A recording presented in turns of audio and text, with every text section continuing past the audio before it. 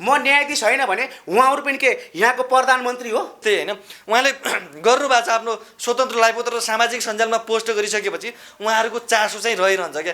किन भन्दा अब सामाजिक अभियन्ता भएका कारणले पनि र अर्को कुरा उहाँ केही अलिकति गतिला काम गरे हुनाले पनि मान्छेहरूले हुन्छ नि पोजिटिभ यो क्याटेगोरिजभित्रको मान्छे हो, राम्रै काम गरे हो र पछिल्लो अवस्थामा आएर केटीसँग किन बिहा गरे त क्या, के इस्यु छ, के प्रब्लम छ भन्ने उहाँहरूको बारेमा बुझ्न जान्न जरुरी छ। सबैले चासो देखाउँछन् पनि होइन, यो स्वाभाविकै हो। वास्तवमा यस्तै हो, उहाँहरूले आफ्नो स्वतन्त्र रूपमा म गर्न चाहन्छु भनेपछि त्यहाँ कसैले कमेन्ट गर्ने आधार रहँदैन। केटी नै बिहे गर्नु थियो भने उहाँ एउटा सीमित रहेर किन नगर मिडियामा आएर गर्नुपर्ने कारण चाहिँ के? मेरो मोबाइलमा एउटा फोटो मैले खिचेको छु भने मेरो मोबाइलमै सीमित छ भने त्यो कसैले पनि आएर तेरो मोबाइलको फोटो राम्रो छ छैन के कारणले तपाईँ केटी बिहा गर्दा हामीलाई केटाहरू मन पर्न हामीलाई युज गर्दै छोड्दै गरे भन्दा मैले त्यहाँ एउटा जवाब दिएको थिएँ त्यो केटा ल्याउनुहोस् न अगाडि जो अलि पछिल्लो अवस्थामा केटी बिहा गरेर आउनुभयो। उहाँले सामाजिक सञ्जालमा होइन विभिन्न खालका मिडियाहरूमा आज श्रीमानसँग टाकटुक भयो होला, यता छुटम भयो होला, त्यसपछि आएर भाइरल हुने नाममा चाहिँ केटी बिहे गरे भनेर फेरि बधाई लिँदै हिँड्ने। किन त भन्दा कि उहाँ आफै खुसी भएर हिजोका दिनहरूमा पनि कतिपय केटी मान्छेहरू मात्रै विवाह गरेर आफ्नो ठाउँमा थियो होला, मिडियामा आएनन्। समाजसेवी मान्छेले नै अहिले गएर नेपालमा युवाको कमी छ भन्ने एउटा स्पष्टीकरण दिन खोज्दै हुनुहुन्छ भने के उहाँले मात्रै देश चलाउन सक्नुहुन्छ? कसैले कसैप्रति चाहन्छ ऊ जस्तो केटा मान्छे केटीसँग एउटा एट्र्याक्सन आकर्षक छैन, केटैसँग सन्तुष्टि हुन्छ, केटैसँग बस्न चाहन्छ भने उसले मजाले गर्न पाएको, उसको स्वतन्त्र लाइफ हो, आफ्नो लाइफ हो, जसरी पनि जिउनु पायो। स्पष्टीकरण चाहिन्छ के हिजो एउटाले त्यो काम केटी बिहे गरे भन्दैमा आज उमेर पुगेर वृद्ध भइसकेका मान्छेले त्यो गर्ने हो त? उहाँलाई नराम्रो लागेर उहाँले कल गरेर धम्की होइन गालामा चढ्को छु भनेको एउटा धम्की त हो नि। म उहाँको श्रीमान होइन, म उहाँको छोरा हो। जब तिमीहरू मिडियामा आएर बोलिसकेपछि तिमीहरूका क्रियाकलाप हेरेपछि हामीले रिप्लाई दिन पर्छ र मलाई एकदमै मन लाग्छ। जब देखिसकेपछि तिमीहरूको विषयमा राम्रो नराम्रो कमेन्ट आउँदा तिमीहरूलाई टाउको किन दुख्छ, धम्की किन गर्छौ?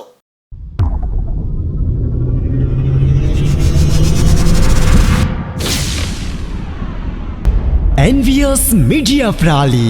तपाईले जहिले पनि केटीले बिहे गर्न हुँदैन, सन्तान चाहिन्छ, छोरा चाहिन्छ, यो सृष्टि राख्नुपर्छ भन्दै बोल्नुहुन्छ, तपाईँ तर्क गर्नुहुन्छ। तपाईँले वास्तविकमै भन्न खोजेको कुरा र तपाईँले के चाहनु भएको छ? यो मैले वास्तविकमा चाहेको केही पनि होइन।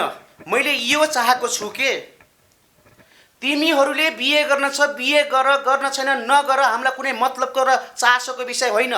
जब तिमीहरू मिडियामा आएर बोलिसकेपछि तिमीहरूका क्रियाकलाप हेरेपछि हामीले रिप्लाई दिन पर्छ र मलाई एकदमै मन लाग्छ। यदि तिमीहरूलाई केटी बिहे गरेरै बस्न मन थियो भने तिमीहरू चुपचाप कोठामा गएर बस्न सक्दैन थियौ? तिमीहरूलाई अहिलेकै मिडियाले खाना दिइरहेछ, सामाजिक सञ्जाल तिमीलाई खाना लाउन दिएछ। आखिर तिमीहरू बुढाबुढी भएर बिहा गरेपछि त तिमीहरूले आफ्नो जीविका पार्जन गरे आफै हो भने तिमीहरूलाई यसरी आएर देखिनुपर्ने कारण चाहिँ के? जब देखिसकेपछि तिमीहरूको विषयमा राम्रो नराम्रो कमेन्ट आउँदा तिमीहरूलाई टाउको किन दुख्छ, धम्की किन गर्छौ? हिजोको जोडीलाई र आजको जोडीलाई मेरो सुझाव के हो त भन्दा जसरी हिजोका नवजोडी रबिन ममताजीले जुन किसिमको एउटा मैले बोलेको आवाजलाई उहाँलाई नराम्रो लागेर उहाँले कल गरेर धम्की होइन गालामा चढ्को छु भनेको एउटा धम्की त हो नि। म उहाँको श्रीमान होइन, म उहाँको छोरा होइन। उहाँले मलाई एक्कासी धम्की दिने होइन गाला पड्काउँछु भन्ने कुरा, यो विषयलाई लिएर हामीले फेरि पूर्ण मिडियामा हामी गएका थियौँ र त्यहाँ गएर हामीसँग छलफल भयो भने हाम्रो दिदीहरूले नै त्यसरी नै एउटा स्पष्टीकरण चाहिन्छ के हिजो एउटाले त्यो काम केटी बिहे गरे भन्दैमा आज उमेर पुगेर वृद्ध भइसकेका मान्छेले त्यो गर्ने हो त? उहाँले त यो समाजलाई चलाउने मान्छे हो, एउटा समाजसेवी मान्छे हो नि त होइन। समाजसेवी मान्छेले नै अहिले गएर नेपालमा युवाको कमी छ भन्ने एउटा स्पष्टीकरण दिन खोज्दै हुनुहुन्छ भने के उहाँले मात्रै देश चलाउन सक्नुहुन्छ? के उहाँले मात्र केही गर्न सक्नुहुन्छ? यसको मतलब तपाईँले भन्न खोजेको विवाहपछि मात्रै चाहिँ त्यो होइन, विवाहपछि मात्रै यो संसार चल्छ भन्ने होइन। यदि विवाह नगरेर पनि मान्छेको जीविका पार्जन भएको छ, कतिपय मान्छे 70-80 वर्षसम्म उमेरमा बिहे नगरेर नि मरेका छन् होइन। यही मेरै ठाउँमा भन्नुहुन्छ एउटा करोडपति दिदी हुनुहुन्छ, अहिलेसम्म बिहे गर्नु भएको छैन, उहाँको जीविका चलेकै छ, उहाँको हात खुट्टा हुन्जेल उहाँको चल्छ, त्यसपछि पैसाले सब कुछ गर्छ उहाँले। त्यही भन्नुहुन्छ भने उहाँ दिदीलाई मैले के सुझाव गर्छु भन्दा हिजोको जोडीको त वास्तविकता थाहा थिएन मलाई। एउटा यङ केटीहरू पनि थिए, उनीहरू भने एउटा 22-25 वर्ष उमेर भनेको एउटा अल्लारे पारा हो, एउटा बुद्धि बिग्रेर एउटा बुद्धि भ्रष्ट भएर एउटा कसैको भनाइमा आएर एउटा आवेशमा आएर एउटा है भाइरल हुनुपर्छ जे होला भनेर यसरी आए भने उहाँ समाजसेवी दिदी त लामो समयदेखि समाजमा समाजसेवा गरेको मान्छे, संसार हेरेको मान्छे र थुप्रैलाई आफ्नो संसार चिनाएको मान्छे, खुद श्रीमान भएको मान्छे, बच्चा छोरी ज्वाइँ भएको मान्छे, त्यसो भए उहाँले हिजो कन्या अवस्थामा किन गर्नु भएन केटीसँग बिहे? आज श्रीमानसँग टाकटुक भयो होला, यता छुटम भयो होला, त्यसपछि आएर भाइरल हुने नाममा चाहिँ केटी केटी बिहे गरे भनेर फेरि बधाई लिँदै हिँड्ने। र उहाँले त्यसरी जब त्यस्तो थियो भने उहाँ एकान्तमा बिहे गर्नुभएको भए हामीलाई उहाँको विषयमा बोल्नुपर्ने कुनै आवश्यकता थिएन, लुतो पनि थिएन, हामीलाई चिलट पनि हुँदैन थियो के। नत्र भने मैले मात्रै होइन, सबैले आवाज उठाउनुपर्छ र उठाउँछन् यो विषयमा। र स्पष्टीकरण के कारणले, जसरी ममता रविनाले भने नि, के कारणले तपाईँ केटी केटी बिहा गर्दा हामीलाई केटाहरू मन पर्न, हामीलाई युज गर्दै छोड्दै गरे भन्दा मैले त्यहाँ एउटा जवाब दिएको थिएँ, त्यो केटा ल्याउनुहोस् न अगाडि। तपाईँलाई 1000 केटा त धोका दिएको होइन नि, त्यो पनि होइन रे। त्यो केटालाई किन ल्याउनु, त्यो पनि ल्याउनु रे। अनि केटाहरूभन्दा मलाई टाउको त्यहाँ दुखेको थियो भने उहाँहरूले त्यही सिकेर आज के कति कारणले हो त त्यो स्पष्टीकरण उहाँ दिदी मिडियामा आएर दिनुपर्छ। जसरी मिडियामा गएर बिहे गर्नुभएको छ, तपाईँले जुनै पनि कुराको मलाई स्पष्टीकरण चाहियो, मलाई चाहिँ यसको प्रष्ट कारण चाहियो भन्दै हुन्छ कि तपाईँले प्रष्ट कारण सोध्न तपाईँ न्यायाधीश हो? म न्यायाधीश होइन भने उहाँहरू पनि के यहाँको प्रधानमन्त्री हो? उहाँको यहाँको ठुल्ठुलो महाराजा राजा बादशाह हो? होइन, उहाँहरू दुवैजना यो विषयमा उहाँहरू एकअर्कामा खुसी हुनुहुन्छ, एकअर्काको खुसीलाई सीमित राख्नुपर्छ। नत्र उहाँको विषयमा मैले कुरो उठाउँछु, अर्कोले कुरो उठाउँछ, राम्रो कुरा गर्ला, कसैले नराम्रो कुरा गर्ला, त्यस्तो थियो भने केटी केटी नै बिहे गर्नु थियो भने उहाँ एउटा सीमित रहेर किन नगरेर मिडियामा आएर गर्नुपर्ने कारण चाहिँ के? तपाईँ यो विषयमा के भन्न चाहनुहुन्छ? वास्तवमा यो कुरा सोधिहाल्नुभयो होइन, मेरो मनमा लागेको कुरा पनि हो। यदि मेरो मोबाइलमा एउटा फोटो मैले खिचेको छु भने मेरो मोबाइलमै सीमित छ भने त्यो कसैले पनि आएर तेरो मोबाइलको फोटो राम्रो छ छैन भनेर भन्दैन क्या। जब मैले सामाजिक सञ्जालमा पोस्ट गर्छु, इन्स्टा, युट्युब होइन, मतलब फेसबुकहरू, ट्विटरमा जहाँ मैले सेयर गर्छु, त्यो मैले सेयर गरिसकेपछि त्यो फोटो के भन्दाखेरि मेरो मात्रै नभएर पब्लिकको भइदिन्छ क्या। त्यो फोटो राम्रो नराम्रो त्योभित्र जे छ त्यो बोल्न पाउने त्यो उहाँहरूको एउटा अधिकार हुन्छ। त्यस्तै जो अलि पछिल्लो अवस्थामा केटी केटी बिहा गरेर आउनुभयो, उहाँले सामाजिक सञ्जालमा होइन विभिन्न खालका मिडियाहरूमा उहाँले हाम्रो हुन्छ नि एउटा नव प्रेम या मतलब नव वैवाहिक जीवनको बारेमा थुप्रैले शुभकामना आदान प्रदान गरेका छन्। अथवा उहाँले पोस्ट गरिसकेपछि विभिन्न खालका व्यक्तिहरूले उहाँहरूको बारेमा चासो राख्नु, उहाँहरूको बारेमा प्रतिक्रिया दिनु स्वाभाविक नै हो, त्यो कुनै डाउट नै छैन। किन त भन्दा कि उहाँ आफै खुसी भएर हिजोका दिनहरूमा पनि कतिपय केटी मान्छेहरू मात्रै विवाह गरेर आफ्नो ठाउँमा थियो होला, मिडियामा आएनन्, केटा मान्छेहरू पनि गरे होलान्। अघिल्लो वर्षकै कुरा हेरौँ न, हाम्रो यो के अरे अविनाश अनि अर्को को एक दुईजना रवि हो कि के, अविनाश र रवि त्यस्तै नामको केटा दुईजनाले अघिल्लो वर्ष बिहे केटा मान्छेले नै गरेका थिए। तर कमेन्ट होइन, जस्तो कसैले कसैप्रति चाहन्छ ऊ जस्तो केटा मान्छे केटीसँग एउटा एट्र्याक्सन आकर्षक छैन, केटैसँग सन्तुष्टि हुन्छ, केटैसँग बस्न चाहन्छ भने उसले मजाले गर्न पाएको, उसको स्वतन्त्र लाइफ हो, आफ्नो लाइफ हो, जसरी पनि जिउनु पायो। अनि केटी मान्छेले पनि आफू म केटीसँगै एकदम कम्फर्टेबल छु, मलाई ठिक राम्रो लाग्छ, म केटा मान्छे मन पर्दैन, उसँगै सेयर गरेर सबै चिज बस्न सक्छु भन्ने एउटा आँट छ भने उसले नै बस्न पायो। तर हामीले किन बस्यो किन गरेन, ऊ एक दुईजनाले गर्ने बित्तिकै अरूले पनि गर्नुपर्छ भन्ने छैन क्या त्यहाँ। र अर्को कुरा, ती दुईजनाले मात्रै बिहे गरेपछि जनसङ्ख्या वृद्धि हुने नेपालमा होइन, सबै चिज हाम्रो केटाहरू पनि सबैका घरबार बन्ने र ती दुईजनाले बिहे नगर्दै 2-4जना 15-20जना या 1000जनाले पनि नगर्दा सबै केटाहरू खाली रहने होइनन् क्या। हिजोको दिनमा कति मान्छेहरू नेपालकै केटाहरूले पनि विदेशतिर गएर विदेशी केटीहरू बिहे गरेर बस्छन्। अनि अब त्यो नेपालका केटाहरू विदेशी केटीहरूसँग बिहे गरेर बस्छन् भने हामीले यहाँ कहाँ केटाहरूसँग जाने भनेर प्रश्न खडा गर्दा हुन्छ त?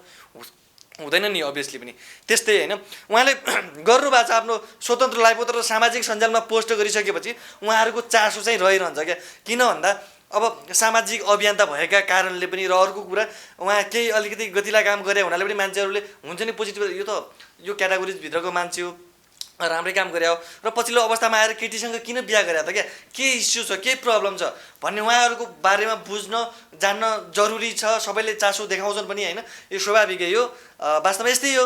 उहाँहरूले आफ्नो स्वतन्त्र रूपमा म गर्न चाहन्छु भनेपछि त्यहाँ कसैले कमेन्ट गर्ने आधार रहँदैन। मान्छेले आफ्नो व्यक्तिगत आफ्नो इच्छा अनुसार जे पनि गर्न पाउँछ, आफूलाई सुहाउने गर्न पाउँछ। तर यो विषयमा अशोकजीले एकदम यही एउटा तर्क गर्नुहुन्छ कि नेपालमा केटा छैनन्, हामी युवाहरू सबै खाडीमा गएर अन्तै बिहे गर्ने हो भन्ने खालको कि एकजनाले दुईजनाले गर्दैमा कि यो सिस्टमै त्यही बस्ला त? अब के होइन, सुरुवात भइसकेको छ सर। जुन पहिलाबाट स्टार्ट हुन्छ त्यो बिस्तारै त्यही हुने हो होइन भन्नुहोस् त। 2 हप्तादेखि 3 हप्ता भएको छैन, काठमाडौँमै सामाजिक सञ्जालमा भाइरल भइसकेका छन् केटी केटी बिहे गरेर भने त्यही बिहे गरेरै भाइरल हुनुपर्छ भन्ने छ त? अन्य काम गर्नुहोस् न तपाईँहरूले, मैले पहिले पनि भनेको छु नि त, अन्य काम गरेर पनि तपाईँ भाइरल हुन सक्नुहुन्छ, अन्य समाजसेवाबाट पनि तपाईँले नाम कमाउन सक्नुहुन्छ, दाम कमाउन सक्नुहुन्छ। त्यसको लागि केटी नै बिहे गर्नुपर्छ? र अर्को कुरा केटी बिहे गर्नुको पछाडिको स्पष्टीकरण हाम्रो समाजसेवी दिदीले दिनै पर्छ यो विषयमा। कि त मिडियामा नआएर बिहे गरेको भए हामीलाई कुनै मतलब हुँदैन थियो। यदि सञ्जालमा आइसकेर उहाँले त्यो तरिकाले अगाडि बढ्नुहुन्छ भने त्यसको पछाडिको स्पष्टीकरण र त्यसको पछाडिको रहस्य खुलाउनै पर्छ उहाँले। यो मेरो धारणा यति हो। मसँग त्यति समय छैन। यो विषयमा तपाईँले कस्तो मान्नुहुन्छ? यो त एउटा कस्तो खालको सिस्टम उहाँले भने जसरी कुरा बुझ्दै जाने हो भने नेपालमा भोलिका दिनहरूमा छोरा मान्छेप्रतिको विश्वास कमी भएको हो कि अथवा तपाईँलाई चाहिँ कस्तो लाग्छ? छोरा मान्छेप्रतिको विश्वास कमी हुन त अहिले पनि नेपालमा कति नारीहरूले डिभोर्स दिएका छन्, कति नारीहरू अलपत्रै छन्, कति मान्छेले बिछोड हुन्छ नि, बिछोड मतलब सम्बन्ध विच्छेद गरेर अलग अलग तरिकाले बसेका छन्। उनीहरू सम्बन्ध गाढा भएको भए, सम्बन्ध एउटै भएको भए छुट्टा छुट्टै बस्न पर्दैन थियो नि वास्तवमा, होइन? उनीहरू तर पनि बसेका छन्। तर अर्को कतिपय मान्छेहरूले 2 श्रीमती हुँदा पनि अर्को थपेका पनि छन्, 3 बनाएका छन्। अब मिडियाहरू हामीले प्रत्येक दिन देखिरहेछौँ नि, को मान्छेहरू कहाँबाट ल्याइरहेछन्, कसरी उठाइरहेछन् भन्ने कुराहरू त। अर्को कुरा 2 जनाले 3 जनाले सिस्टम हरेक अब केटी मान्छेले मात्रै बिहा गर्छन्, केटा मान्छेले बिहे गर्दैनन् भन्ने छैन नि। 2-4 जनाले गर्लान् आफ्नो ठाउँमा छ, अरू सबै उनीहरूकै कारणले अरू पनि केटी मात्रै बिहा गर्छन् भन्ने छैन नि। यदि तपाईँ त्यो ठाउँमा भर्खरै अघिल्लो वर्षको घटना तपाईँलाई थाहा छ होइन, एउटा केटा मान्छेले बिहे गरेको थिए, तपाईँ अनि म, तपाईँको सोच अनि मेरो सोच, तपाईँ र म हामी केटा मान्छे हौँ अभियसली, तपाईँले पनि केटा मान्छेसँग बसेर मतलब त्यो खालको जिन्दगी बिताउन सक्नुहुन्छ, मैले सक्छु, हामीले सक्दैनौँ नि। सके त उनीहरूले सके यार, उनको लाइफ हो, हामी किन सक्ने? हामी सक्छौँ त सक्दैनौँ नि, हो कि नै भन्नुहोस् त? यो कुराहरू अब 1-2 जनाले गरे भन्ने बित्तिकै सबैले यस्तो खालको गर्छन् र सिस्टम बसाउँछन् भन्न चाहिँ बेकार हो क्या मेरो हिसाबमा। तर के छोरा मान्छेतिरको विश्वास टुटेको हो त? छोरा मान्छेको विश्वास भन्नाले हरेक छोरा मान्छेको होइन, उनीहरूसँग गरिने व्यवहार, उनीहरूको नजिकको मित्र, उनीहरूले कोसँग सम्बन्ध गरेका थिए पहिलो कुरा, त्यो मुख्य कुरा रहन्छ। हरेक मान्छेहरूसँग उस्तै हुन्छन् भन्ने हुँदैन। उनीहरूसँग सङ्गत गर्ने मान्छे, उनीहरूको नजिक आउने मान्छे, उनीहरूसँग हुन्छ नि त्यो खालको व्यवहार गर्ने मान्छे चाहिँ त्यो खालको क्याटेगोरिजका, त्यो थिङ्किङका थिए होला, त उनीहरूले विश्वास हटायो। अनि एउटासँग हटायो भन्ने बित्तिकै सबैसँग टाढा हुन्छ र सबैले उनीहरूलाई त्यसरी पन्छाउँछन् र सबैले त्यसरी ब्याकअप गर्छन् भन्ने हुँदैन। तर अशोकजीको प्रहार त एकदमै ठाडो प्रहार छ, जुन यो उहाँले त गर्नै नहुने काम गरेको जस्तो अनुमति गर्नुभएको छ। होइन, यो अब सबैको सोचाइ अलग अलग हुन्छ। उहाँले भन्न खोजिएका कुराहरू केही मात्रामा ठिक छन्, तर उहाँको दाबी चाहिँ के छ भने नेपालमा यस्तो सिस्टम हुन हुँदैन भन्ने। अर्को कुरा चाहिँ उहाँको कुरा सुन्दाखेरि, जस्तो म थोरै सरसँग जान चाहन्छु, तपाईँले नेपालमा छोरो मान्छेले 2-4वटासम्म श्रीमती बनाउन मिल्ने पाउने, तर छोरी मान्छेसँग बिहे गरेर म खुसी हुन्छु, सन्तुष्ट हुन्छु भन्दाखेरि तपाईँको टाउको चाहिँ किन दुख्यो? मेरो टाउको दुखेको होइन के, मैले पहिले भने मेरो टाउको दुखेको छैन। मलाई कुनै यो चासोको विषय पनि थिएन। यो किन चासो गरे त भन्दा सञ्जालमा किन आउनुभयो त उहाँहरू? सुटुक्क बिहे गरेर बस्नुहोस् न। यस्ता बिहे त नेपाल अतिर हर जग्गा दिने दिनमा 1000 जोडीको बिहे हुन्छ। खोइ तिनीहरूको विषय म केही बोलेको छु? एउटै मन्दिरमा एक दिनमा 50 जोडीको बिहे हुन्छ, होइन? खोइ बोलेको छैन त। किन भन्दा उनीहरू आन्तरिकले बिहे गरे भने उहाँहरू किन मिडियामा आएर बिहे गर्नु पर्यो? बिहे गरेपछि मिडियामा किन आउनु पर्यो? मिडियामा नआउनुहोस् न, तपाईँको बारेमा कोही पनि बोल्दैन। तपाईँले भन्नुभएको छ कि 4-3टा बिहे गर्दा पनि हुने, केटी बिहे गर्न नहुने भन्नुभएको छ, होइन? यो पुरुष प्रधान देश हो नि त। यो सतीले सरापेको पुरुष प्रधान देश हो। सायद उहाँहरूले पनि एउटा केही अब के सोचेर त्यो गर्नुभएको छ, त्यसको लागि उहाँहरूले स्पष्टीकरण दिनुपर्छ। जसरी रबिना ममताले स्पष्टीकरण दिएका छन् नि कि हामीलाई केटाहरूले धोका दिएको कारणले, युज गर्दै छोड्दै गरेका कारणले हामी केटी बिहे गरेका हौँ भन्दा मैले त्यहाँनिर अवसर के उठाएको छ भन्दा भोलि तपाईँहरूलाई सन्तान चाहिँदा के श्रीमान भाडामा खोन्ती भन्दा के भन्नुभएको छ उहाँहरूले? यो हाम्रो बिहे टिक्न सक्छ पनि सक्दैन पनि। के थाहा भोलि म एउटा केटासँग बिहे गर्न सक्छु, उसले अर्कोसँग बिहे गर्न सक्छु भन्ने कुरामा जसरी आउनुभएको छ नि, त्यसरी हाम्रो समाजसेवी दिदी आउनुपर्छ। तर तपाईँको कुरा अनुसार तपाईँले जुन भन्नुभएको छ उनी टिक्लान् नटिक्लान्, त्यो उनीहरूमा भोलि गएर चाहिँ देखिने कुरा हो, होइन? तर अहिले मान्छे आपसमा खुसी हुन्छ भने, मैले गरेको कामबाट म सन्तुष्ट हुन्छु भने त्यो त मेरो इच्छाको कुरा हो नि। यसमा त मैले आफ्नो अधिकारले पाएको कुरा, त्यो अधिकारको कुरा हो, त्यो पाउँछन्, स्वतन्त्र लाइफ हो उनीहरूको, त्यो कुरा मैले मान्छु। मैले यो भने छैन तिमी गर्नै नहुने काम गर्यौ मैले यो गर्नुको पछाडिको रहस्य कारण यही खोजेको छु क्या मैले। तपाईँको भनाइको मतलब चुपचापसँग घरमै बसेर बिहे गरेको भए हामीलाई टाउकै दुख्दैन थियो, न लुतो न चिलट भन्ने थाहा छ नि तपाईँलाई होइन। जब लुतो आफै त चिलाउँछ नि, चिलाएपछि त कनाउनु परेन। यिनीहरू यदि आफ्नो तरिकाले गोप्य चुप्पे बिहे गरेर बस्थे, बाहिर भाइरल हुनुहुन्थे भने हामी किन बोल्थ्यौँ त? यिनीहरू भाइरल हुनलाई गरेको यो सबै यो एक्टिङ हो नि त, यो भाइरल हुनुको कारण हो नि त। यो कसरी हामी भाइरल हुने, कसरी सबैले हामीलाई यस्तो गर्ने उस्तो गर्ने दुनियाँ गर्ने भन्ने एउटा नाटक गरिरहेछन् कि यिनीहरूले भनेको। भनेपछि तपाईँलाई नाटक लाग्छ? एकदम यो सबै नाटकै हो क्या। यो भाइरल हुने एउटा वातावरण सिर्जना गरेका हुन् कि यिनीहरूले। कति दिन चल्छन्? चल्दैनन् धेरै दिन। त्यसो भन्दै गर्दाखेरि भोलि तपाईँलाई पनि यो प्रश्न आउला नि। आउँछ मलाई प्रश्न। त पनि भाइरल हुनलाई बोलिस् भन्छन् र कतिपयले भनेका छन्। किन भनेका छन् भन्दाखेरि काम गर्ने दौरानमा, काम गर्ने बेलामा सबै ठाउँबाट सकारात्मकै कमेन्टहरू, सकारात्मकै सोच आउँछन् भन्ने छैन नि त। कतिपय ठाउँमा नकारात्मक सोच आउँछन्, नेगेटिभ सोच आउँछन्, सबै ठाउँ पोजिटिभ त हुँदैन कि। तपाईँले खेतमा छर्नु भएको धानमा सबैमा धान फल्दैन कि, त्यहाँ सामा पनि फल्या हुन्छ। तपाईँले छरेको मकैमा त्यहाँ पोके फल्या हुन्छ भने मैले गरेको कुरामा 3 करोड जनता त ओके त छैनन् नि त्यसमा त होइन। जस्तै राजनीति दलको कार्यकर्ताहरूले गरेको कामप्रति आम नेपाली जनता सन्तुष्ट छन् त? छैनन्। हिजो तपाईँले देख्नु भएको छ नि, ज्ञानेन्द्र शाहीको पक्षमा पनि जनता छन्, उसको विरुद्धमा पनि जनता छन्। रवि लामिछानेको पक्षमा पनि जनता छन्, विरुद्धमा पनि जनता छन्। हो किन भन्नुहोस् त? जनता भनेको सबैको हुन्छ कि, एउटाको हुँदैन। र जनताले त्यो किसिमको विचारले बोल्नुपर्ने अधिकार छ। र मेरो बारेमा नि जसलाई जस्तो बोल्न मन लाग्छ, जस्तो कमेन्ट गर्न मन लाग्छ गरे हुन्छ, मलाई कुनै फरक पर्दैन। राम्रो कमेन्टले म खुसी हुने, नराम्रो कमेन्टले म दुखी हुँदैन। राम्रोले भन्दा बरु म नराम्रो कमेन्टले म झन् खुसी हुनेछु कि। किन भन्दा मैले बोलेका शब्दहरू कहाँनिर मिस्टेक छन्, कहाँनिर म गलत बोलेँ, कहाँ बोल्न नहुने शब्द बोलेँ भनेर मैले त्यो कमेन्टबाट मैले पाठ सिक्नेछु कि। म थोरै धनजीतिर जान चाहन्छु। अहिले नेपालमा हामीले कतिपय यस्ता घटनाहरू पनि छन् जुन सुन्दै घिनलाग्दा, सुन्दै आफूलाई बोल्नै मन नलाग्ने खालका घटनाहरू पनि छन्। तर तपाईँले भन्नुभएको छ पुरुष प्रधान देश हो, यो कलियुगले सरापेको, सतीले सरापेको जस्तो के भन्नुभएको छ। तर यो भन्दै जाँदाखेरि के युवा जेनेरेसन एउटा छोरो मान्छेतिरको विश्वासै नभएको हो कि जस्तो लाग्दैन तपाईँलाई? छोरा मान्छेप्रतिको विश्वास नभएको भन्न मिलेन होइन। वास्तवमा कस्तो भन्दाखेरि अहिले हामी कतिपय घटनाहरू प्रत्यक्ष हामीले आफ्नै आँखाले देखेका छौँ। आफ्नो छोरी आफ्नो बाउसँग पनि सुरक्षित छैनन्, आफ्नो दाइ भाइ, आफ्नो छिमेकी, आफ्नो आफन्तहरूसँग सुरक्षित छैनन्। किन? पहिलो कुरा त सबै लोग्ने मान्छेहरू उस्तै हुन्छन्, सबै बाबुआमाहरू उस्तै छन् भन्ने खालको होइन के यो। कतिपय केही मान्छेको नाममा कलङ्क जन्मिएका छन्, केही पर्सेन्ट मान्छेहरू आफ्नो मान्छेको नाममा कलङ्क जन्मिएका छन्। र त्यहीँभित्र बाउ छोरी दाइ भाइको नाता, जो नाता दिनुपर्ने ठाउँ एउटा सम्बन्ध जहाँ बनाएको छ, सम्बन्धको नाममा उनीहरू त छँदैछन्। कुन तरिकाले हेरिरहेछन् होइन, आफ्नो छोरीलाई आफ्नो बहिनीलाई कुन तरिकाले हेर्नुपर्छ भन्ने खालको दृष्टि, एउटा कोड नै चेन्ज गर्ने मान्छे, आफ्नो एउटा खालको आफ्नो क्षमतालाई राम्रोसँग आकलन नगर्ने मान्छे, उनीहरूले आफ्नै छोरीप्रति बहिनीप्रति एउटा नजर लगाउने मान्छेहरू त हामीले सजिलैसँग सोच्न सक्छौँ कि कति घटिया सोचका मान्छे हुन् तिनीहरू होइन, त्यो देख्न सक्छौँ। अर्को कुरा, तिनीहरू त्यतिसम्म सोच्नका लागि पहिलो कुरा त हाम्रो नेपालको राजनीतिक स्तर, त्यसले गर्दा पनि अलिकति चेन्ज छ।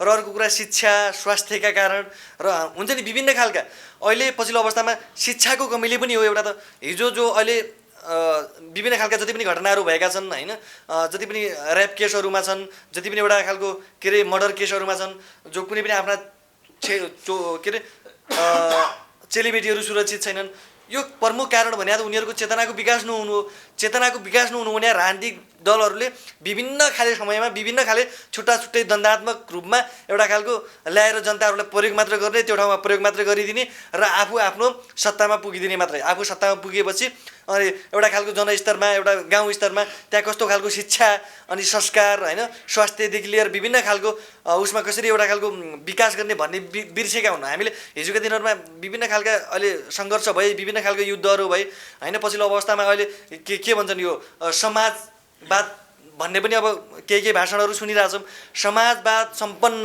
एउटा बनाउनका लागि मान्छेहरू अहिले के गरिरहेछन्, एउटै पार्टीभित्र म गरेर कुर्चीकै हानाहान भइरहेछ।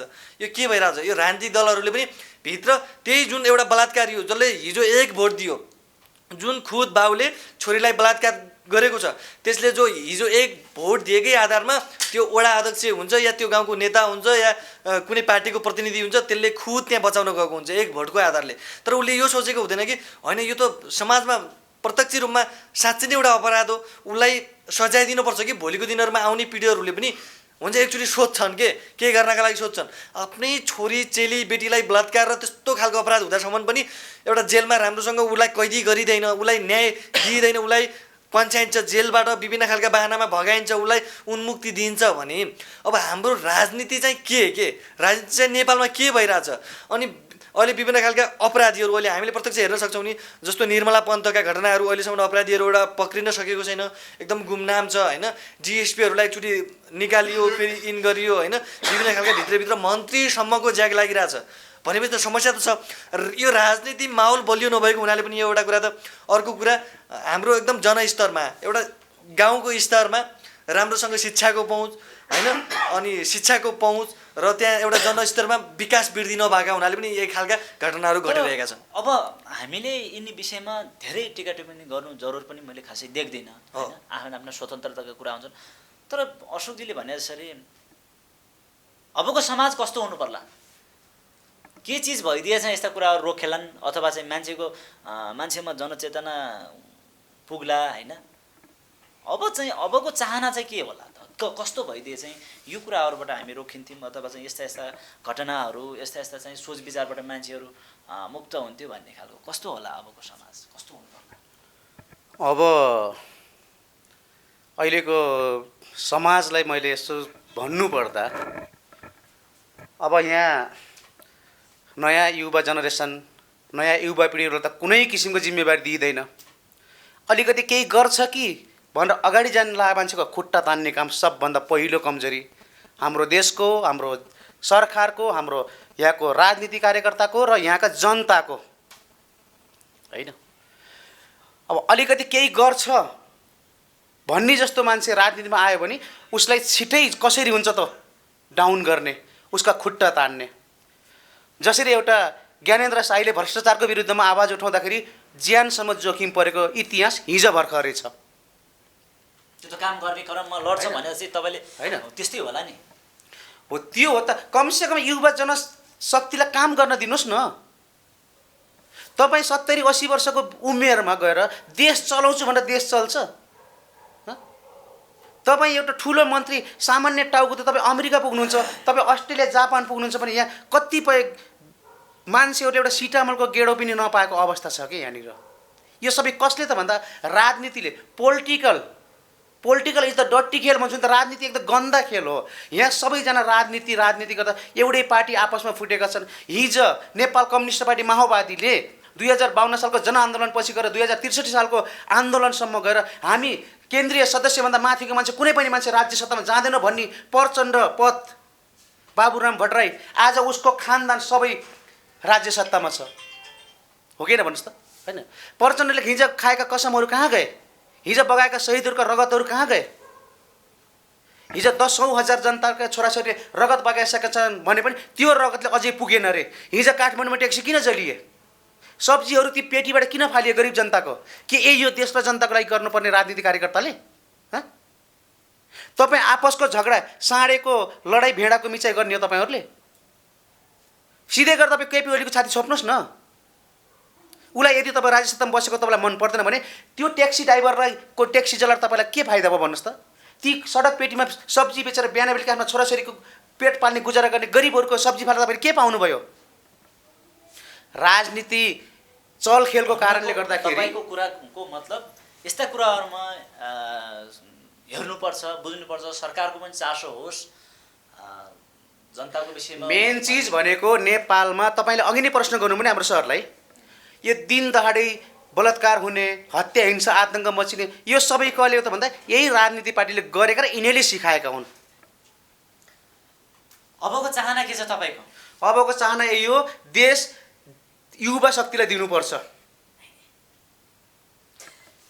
धनजी जाँदा जाँदा के भन्न चाहनुहुन्छ? हामी समयको अन्तिम चरणमा छौँ।